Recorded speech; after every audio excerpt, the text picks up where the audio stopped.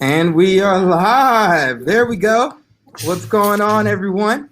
Welcome to another edition of Bunker Labs Live, a weekly live show brought to you by Bunker Labs, a national network of veteran and military spouse entrepreneurs dedicated to helping the military connect community start their own business. 25% of transitioning service members want to start a business, and we need places inside our community we connect with the people, resources, and support they need. That's why we're here. Kai, Amy, how y'all doing today? Very good. Good. Okay. So for this live session, welcome Jeremiah Chambers. Thanks for joining the show. For this live session, one of the things that we're going to be talking about is perfect customer, right? And why is this so important? Because, one of the things I saw with entrepreneurs is we tend to cast broad of a net, especially when we're starting and we're trying to gain traction.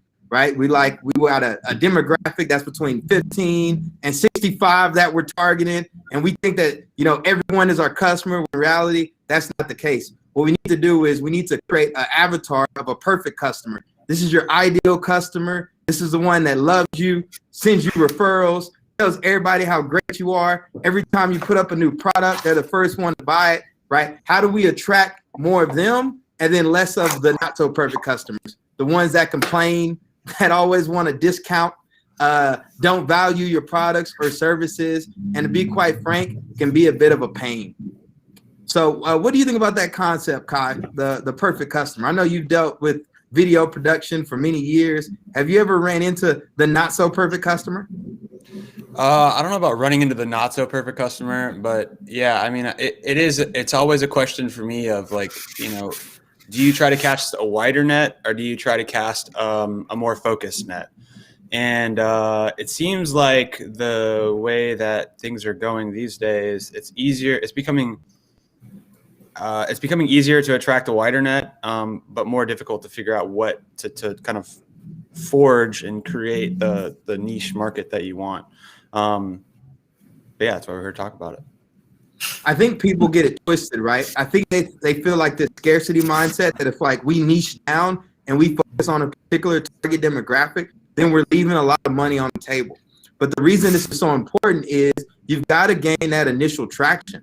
You've got to go to market with a product that you can sell hook, line, and sinker, fish where the fish are, and then build off of it. And you kind of see that with startups too. A lot of startups, right? They have that perfect customer. Let's say like the iPhone, that millennial. Yeah, that's right. Understand this Danny White Howard. As a business owner, must understand our buyer persona. Exactly. So, the iPhone, Apple, they know who their perfect customer is. Some millennial that loves technology, that listens to music on the go. Because really, what is this thing? This is an iPhone. This is an iPod with a phone and all these other apps. And then there's also this what do you call it? The supreme mentality of when something drops, you got to have the hottest, freshest, latest and everything. And so they tie that in. But when I come across entrepreneurs in the Bunker Lab community, this conversation comes up over and over again. You got to niche down. You got to focus on your perfect customer. You've got to, really define your target market. And I actually came up with a term, Kai, for this concept. I call it dog whistle branding, right? So you blow your dog whistle and your perfect customer comes running. All right, so let's give an example, right? When I started my corporate boxing business, I have my nonprofit Ironbound Boxing. I got my corporate boxing on the for-profit side.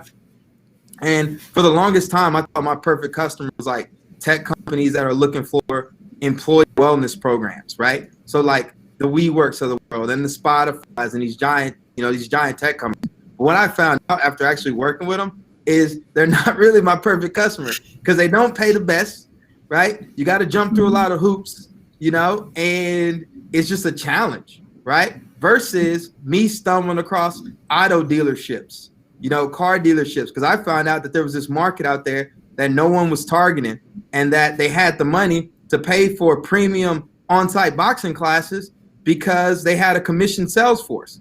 And so one of the ways that they incentivized them and poured into them was by having activities for them, whether it's wellness, whether it's team bonding, community stuff, to keep them motivated. But I would have never known that. I didn't know that at all. But once I realized that car dealerships were my perfect customer, it was easy for me to pull out the phone here in Jersey go down the list, right? And then like call all these different dealerships and let them know that we provided on-site boxing companies, on-site boxing classes for car dealerships. And everyone was excited because you sound like a specialist. They're like, oh man, I never thought of that. Oh, we never looked into that. Can you tell us more, etc. One of the things I think too, y'all, is that external branding. So the other thing that's important to know who your perfect customer is, because when we communicate in our branding and our positioning of how we talk about our products and services, you know, the personality and the issues that a 25-year-old are facing are a lot different than like a 65-year-old, and especially where they're spending their time. You know, like somebody that's 25 that's living in the city, probably still hanging out on weekends, going out. You know, maybe they do or do not have a family. You know, they're just kind of living life. Versus someone who's 65, they might be retired executive. They have different goals and aspirations. So when we start creating personas that are too broad or market demographics that are too broad, we're not speaking our buyer's language. You understand? And it's like everything from like the imaging that we show on social media, right? It doesn't make sense to post on Instagram if your perfect customer isn't on Instagram. They can be on LinkedIn, you know? Yeah. And they're looking for something different. And I think the iPhone. Well, I was going to say, I think the iPhone example that you used is interesting because they know who their small target, like super demographic is. They have a strong brand, and also like once they reach that target demographic, it spread out from there. It became like the hot thing, the they gotta have it thing, and it like then everyone had one, you know, like it spread out from there. So you can target your niche once you know who that niche market is, and like if it becomes like a gotta have thing, it'll spread out to other industries. Like even what you're saying about like the car dealerships, you can then move from car dealerships to like a similar, like, you know, industry or whatever, but in that same kind of vein that has that like disposable income and, you know, can do what you're looking for. Yeah. What about you, Kai? I forgot what I was gonna say. I had a question. No, it's fine. Yeah, whatever. Of course it's fine. Yeah, go ahead. It'll come back to me. Yeah, so we got people tuning in right now. For those that are tuning in live, what kind of questions or what are your thoughts on finding your perfect customer? I see Jay Smith here. He said he likes Seth Godin's take on our smallest viable market. That's that market that you can focus on, like hook, line, and sinker. I think that's the benefit of like we call them Main Street businesses, right? Businesses within a local community. So let's say you have, I don't know, let's think of a local B2B company. I don't know, a taco place or something. That's not B2B. What's an example of a good B2B company? Any consultancy? I mean, like what the Todd's the academy, the Collective Academy. Collective Academy. Yeah, the Collective Academy. Okay, so let's say we create a consultancy that teaches leaderships, and we want to target university faculty and staff, right? Mm-hmm. And then we dig a little deeper. We say we want to teach leadership to university faculty and staff in the state of New Jersey. Then it's a little bit easier for us to start saying, okay, we're targeting this demographic, right? Now we get a list of all the local universities, but we might have trouble gaining traction with some of the big ones. So where can we start out? Local community colleges, the educational institutions, after hours, all of that stuff. And then you get that initial traction and then you build off it. But what you want to do is, it can be, being an entrepreneur is very challenging. It really is hard, especially when you're first starting out. And it can be overwhelming. And people don't know where they should be spending their time, because it's like too many choices as well. That's the problem when you go too broad of a market, right? Because now we can go 10,000 different places versus saying, hey, I'm going after, universities in the state of New Jersey. So let's see. All right, Jay Smith, he says, 100 passionate fans will provide more business than you can ever handle. People try to suck in everybody, end up with nobody. Simplified version. Yeah, and Kevin Kelly has an essay about that called 1,000 True Fans. And for my podcast that I host, I keep a column for each podcast that says 1,000 true fans, and I start to track those. Yeah, and it's funny that he says that, because that's exactly what we're dealing with just with the show. Because it's a question of, should we have this show at 11 a.m. or should we have it at the time that we're having it right now, 11 a.m. Central Time, to cast a wider net. And, one argument could be that, we want the early risers, especially in the West Coast, because those are the entrepreneurs, their brains will be ticking, and it's just a very different market, the 5 to 7 a.m. Entrepreneur versus the everyday, worker waking up. So yeah, it's a question we're trying to solve right now. What I was going to say earlier was I feel like people are, coming from a documentary background, coming from a filmmaking background, I feel like a lot of people are becoming more they have a better understanding of the nuances of marketing, and watching how many businesses kind of reacted to COVID created I think everyone saw the commercials where it's like, we're in this together, and it's like a supercut of all these different companies saying the same thing. So I think that marketing itself might have to get more and more sophisticated. It always has, but I think that COVID has probably accelerated that. That's my guess. Absolutely. So yeah. And I want to go to, we got James B on the line. He says, how do I find my industry sector with your mental health and influencers? All right. So James B, let's reverse engineer this, right? Jim Collins has a book, which Good to Great, where he talks about a hedgehog strategy. And it's like, what are you the best in the world at? What are you passionate about? And what drives your economic engine? And so then you put all those three together, and that is going to be essentially your business.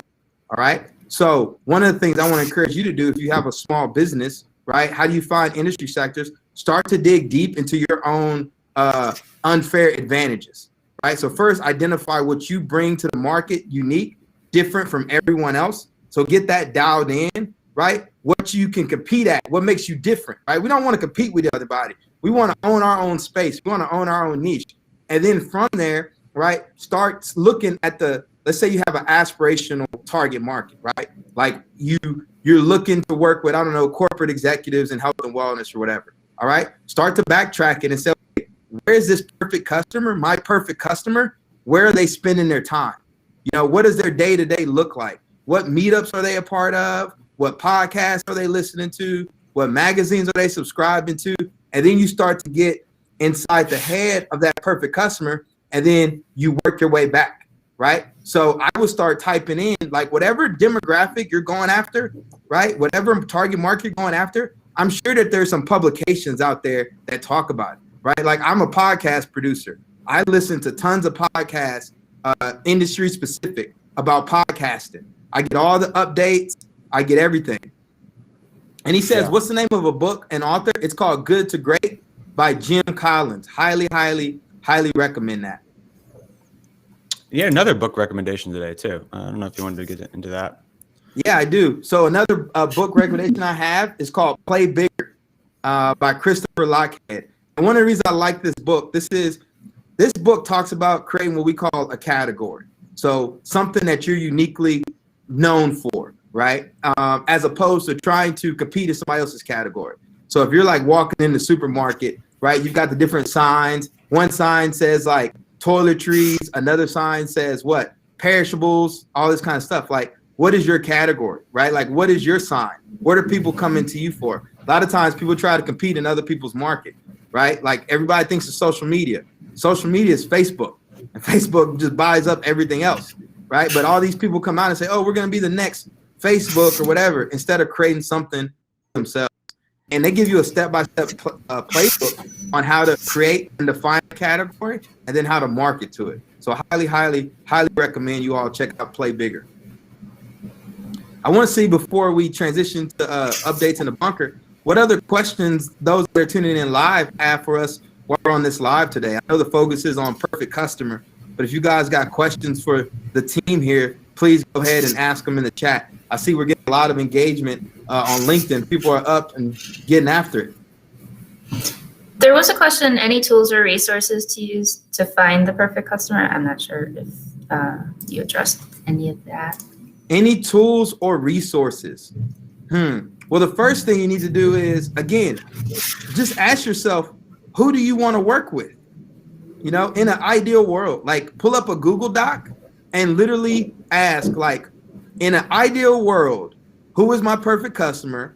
What are they paying me? And why do I enjoy working with them? And then we start to reverse engineer that. Do they have a family? You know, do they have kids? You know, how much they're making per year? Because if you have a premium service, let's say you're producing high quality videos at 50K a pop, right? Probably doesn't make sense to target the local bodega. You know what I mean? Right? They probably can't afford your budget. When you walk in there and you're talking to them about, you know, doing a documentary at the bodega and stuff, they're looking at you like they're crazy. You know? Versus somebody that's like a professional firm with good cash flow, you know, that wants to turn on their marketing. They know it's important. And then they bring you in and you're speaking their language. So let's get Frank Monte's question. He said, starting out is hard, but you need to be passionate about what you created and know it's worth it as well as set targets so you can bring your idea to market. Also, network. You will learn what you don't know from those you surround yourself with. Before we transition to Amy to give us some updates of what's going on, Bunker, I want to talk about this networking thing, right? Because I think for us as veterans, we also get this wrong.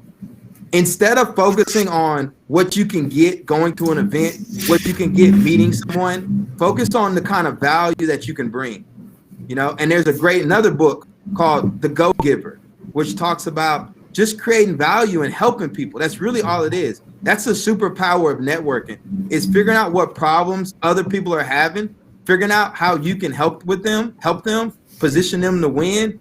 And then that will increase your name and your brand credibility and your recognition. And then people will know you as someone that is very helpful and as a good resource. So that's just my take on that. So keep asking your questions in the chat while we do that. Amy, you want to transition and tell everybody what's going on in the bunker? Sure. Upcoming events. We've got 2 upcoming events this week. Both happen to be on Thursday. But let's see. The first one we've got is Virtual Connect coming out of the Chicago community. So this is a virtual online event hosted by our Chicago community. They're talking this week about how to leverage free and low-cost PR to attract customers. That is this Thursday, April 22nd at 3 p.m. Central. And you can get tickets or RSVP, that's free, online on our website, which we'll give you that URL in a minute. Let me get to the other ones real quick. Also, that same day, we have an in-person, one of our in-person events that we're rolling out slowly in Chattanooga. So we're having a community roundtable in Chattanooga. It's a small roundtable to reconnect with the Chattanooga community. So business community is invited to that one. That is also a free event, but in person. And then next week, we've got another Virtual Connect hosted by our Atlanta community. So that's going to be, I don't know that there's a theme to that one. That's going to be a basic Virtual Connect. So it's sort of facilitated networking. You get in small groups on the Zoom, and you get your give and your get, something you're looking for and something that you can offer up. And those are all available at chapters.bunkerlabs.org. Amy, why is it good for people to take advantage of these Bunker Lab events? Well, like you were just saying, networking is key.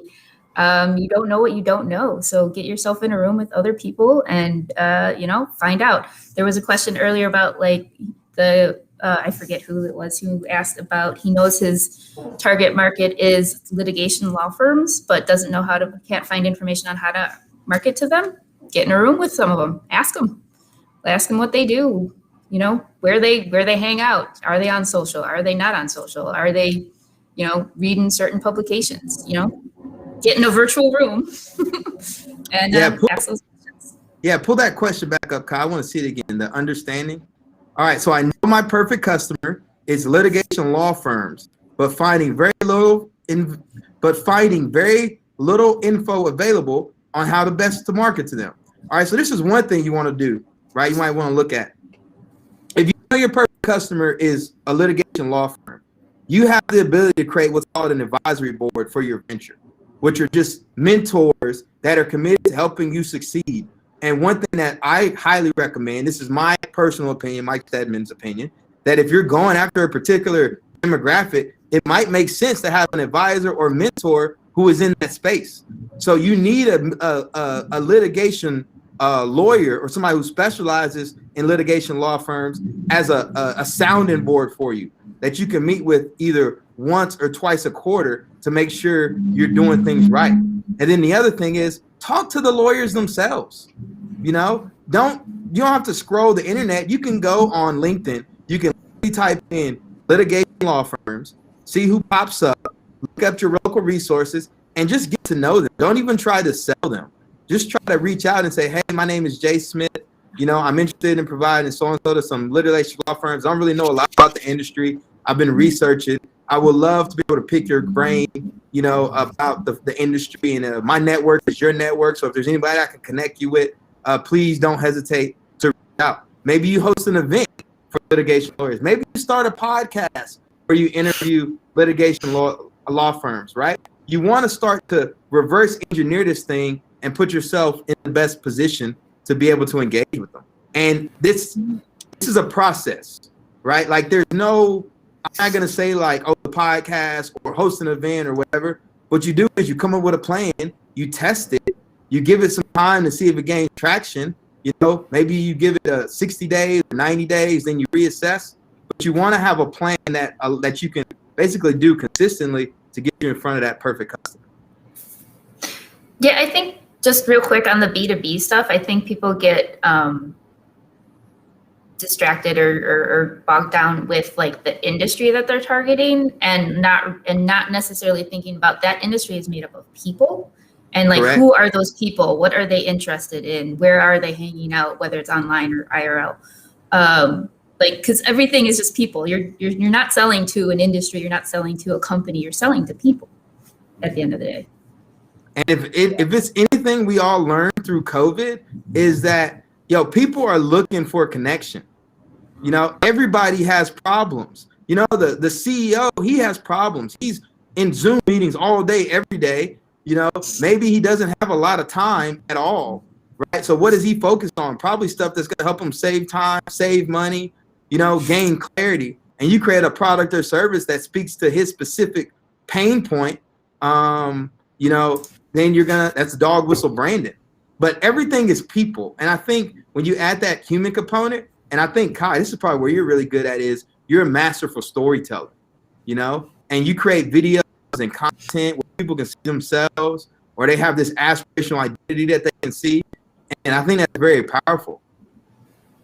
Yeah. It's the magic. The storytelling has always been kind of the magic that conjures up the emotions and creates, gets people to buy and to move in certain ways. I mean, people are looking for answers in the screens that they interact with every day. So, what is it? What's the traction? Where it's this idea that if there's candy on the table or there's something sweet and you get up on stage, that person's going for the things that's going to fill them up the quickest. It's all fight or flight response. And when you're talking about going out and building these advisory boards, you're really talking about focus groups. I mean, marketing's been this down for a long time. These are groups of people trying to understand, like Amy said, people. They're just people. Yeah, and don't confuse them.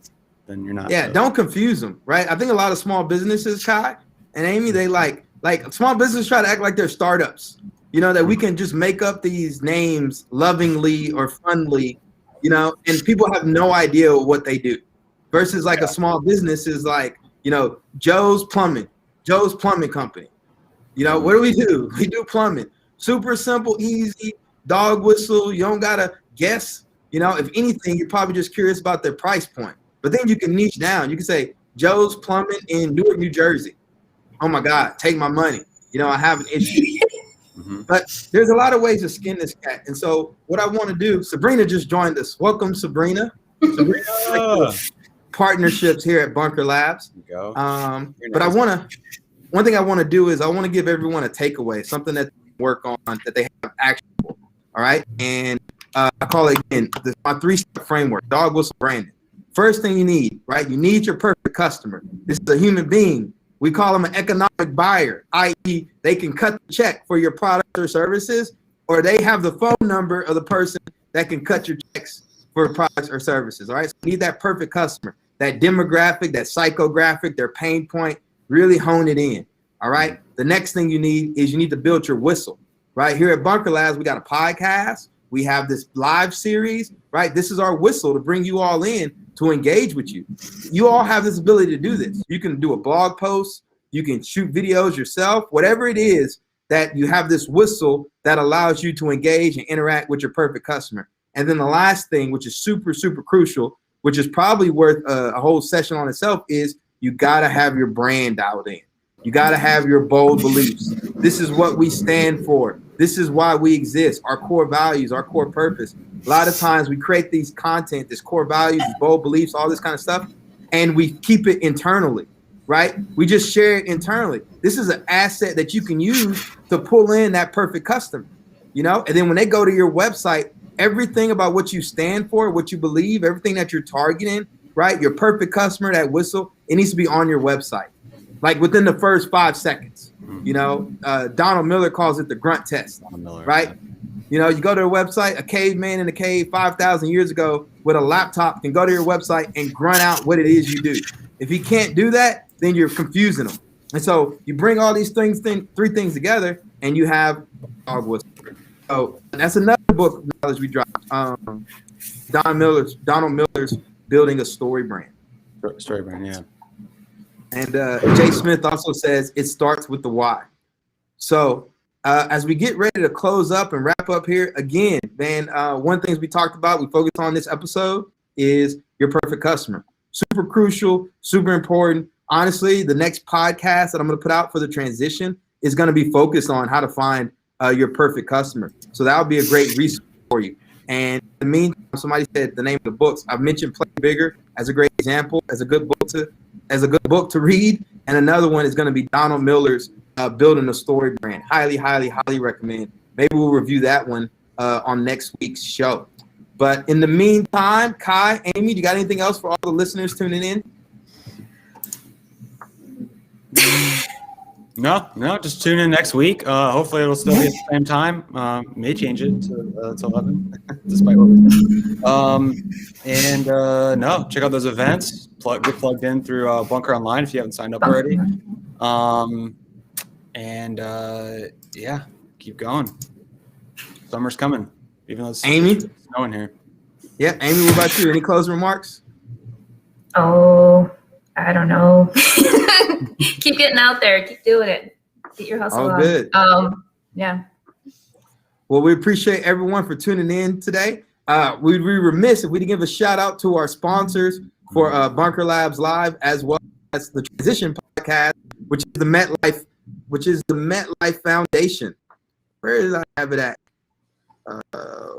Sorry, here we go. Acknowledging the MetLife Foundation and their commitment to supporting veteran and military spouse entrepreneurs. In addition, the foundation also provides mentorship and financial health resources to veterans and military spouses transitioning into the workforce. Thank you, MetLife, for supporting us and all the great work that you're doing for the veteran community.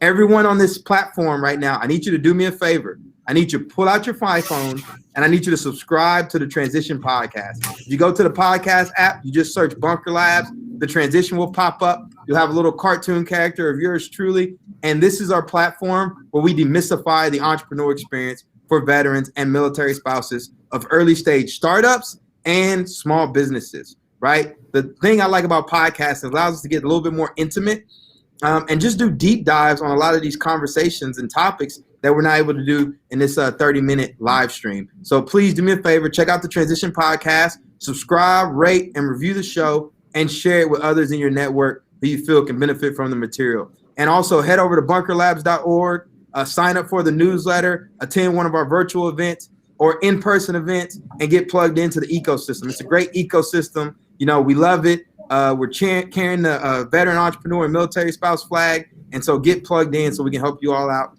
And also create an account at Bunker Online by clicking connect at bunkerlabs.org, where Bunker Labs staff can help make connections to get you connected out to other entrepreneurs and military spouses out there. But until next week, everyone, peace, love. Have a great rest of your week. Let us know what you think of the show. Send us feedback. Send us questions. We're here for you, and we're excited to keep building this resource for everyone out there. Yeah. Thanks, everyone. Thank you.